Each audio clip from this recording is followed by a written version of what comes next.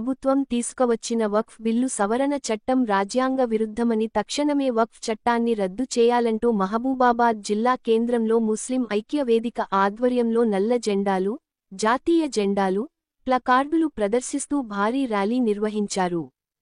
ఈ ర్యాలీలో ఎంపీ బలరాం నాయక్, ప్రభుత్వ విప్ రామచంద్రు నాయక్, ఎమ్మెల్యే మురళి నాయక్, మాజీ మంత్రి సత్యవతి రాథోడ్, మాజీ ఎంపీ కవిత, మాజీ ఎమ్మెల్యే శంకర్ నాయక్, సి.పి.ఐ.సి.పి.ఎం,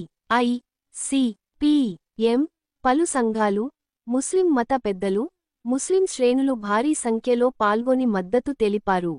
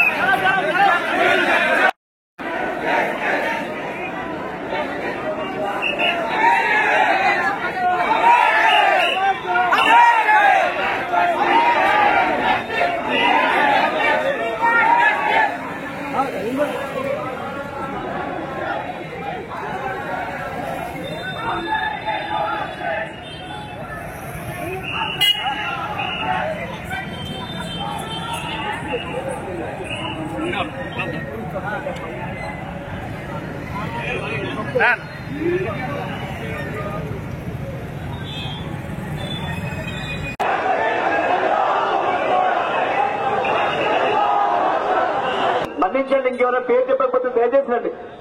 ఆరు పెట్టుకుని మాకు సహకరించాల్సిన రామతన్న కేఏపీఎస్ రాష్ట్ర నాయకుడు రామతన్న గారిని వేదిక మీదకి రావాల్సిందిగా. దాదాపుగా కాంగ్రెస్ పార్టీ మొన్న 13 రోజులు వ్యతిరేకత చేశాం మేము ఈ బిల్లుకు. అందులో రాహుల్ గాంధీ గారు కూడా ఈ బిల్లును క్యాన్సల్ చేస్తే తప్ప నేను అసలు మాట్లాడేదే లేదని కూడా బయటగా వాకౌట్ చేశాం. ఇది ఒకటే కాదు, తీసేసుడే. దీనికి ఎన్నో రకాల కూడా వాళ్లకు లాభం జరుగుతూ వాళ్లకు కూడా సేవ్ చేస్తూ చేసే మార్గాలు ఎన్నో ఉన్నాయి, ఒకటే కాదు. కాబట్టి ఇది మంచి పద్ధతి కాదు. బీజేపీ పార్టీ కుట్ర పన్నుతున్నది. భారతదేశంలో కుల విశ్లేషణ తీసుకొచ్చి మనకందరికీ ఇవాళ వాళ్ళు చేస్తున్నారు. కాబట్టి బీజేపీ పార్టీ మతతత్వం పార్టీ, బీజేపీ పార్టీ పూర్తి మతతత్వం పార్టీ. బీజేపీ పార్టీకి ఎన్నడూ కూడా భారతదేశంలో అందరూ వెతికరిస్తూనే ఉన్నారు. కానీ ఆర్ఎస్ఎస్ కానీ వాళ్ళు ఒకటి కుట్ర పన్ని రాజ్యాంగం చేస్తున్నారు. బిల్లు కూడా రాహుల్ గాంధీ మా నాయకుడు సోనియా గాంధీ గారు పార్లమెంట్ లో ఒప్పుకోలేదు, ఖర్గే గారు ఒప్పుకోలేదు. కాబట్టి అంబేద్కర్ ఒక ఆలోచన, ఒక విధానానికి ఒక మార్గదర్శిగా తీసుకుపోవాలి. భారతదేశంలో గాంధీ గారి మార్గదర్శనం శాంతితోని పోరాటం చేయాలి.